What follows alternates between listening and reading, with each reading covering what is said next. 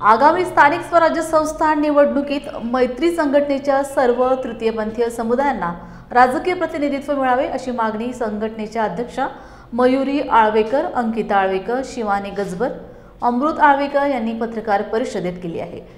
शाहू फुले आंबेडकर यांच्या विचारांचा वारसा लाभलेले कोल्हापूरकर नेहमी वंचित घटकाच्या पाठीशी उभे राहिले असून कोल्हापूरकरांनी या समाजाला पाठिंबा देऊन सामाजिक न्यायाचा वारसा पुढे न्यावा असे आवाहन करण्यात आले।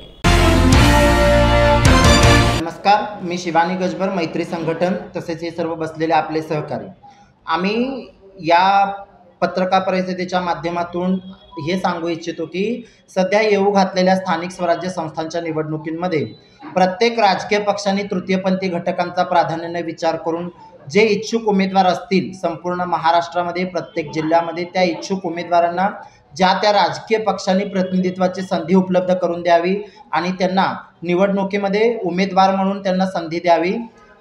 ज्या पुरोगामित्वाचा दाखला आपल्या महाराष्ट्रामध्ये शाहू फुले आंबेडकरांचा वारसा सांगितला जातो, अशा या पुरोगामित्वाच्या महाराष्ट्रामध्ये नक्कीच आमच्या या दुर्लक्षित आणि वंचित घटकांचा विचार जनता मायबाप करेल आणि आम्हाला आपली सेवा करण्याची संधी उपलब्ध करून देईल अशी आशा व्यक्त करते। धन्यवाद। नमस्कार, माझं नाव मयुरी शिवाजीराव आळवेकर।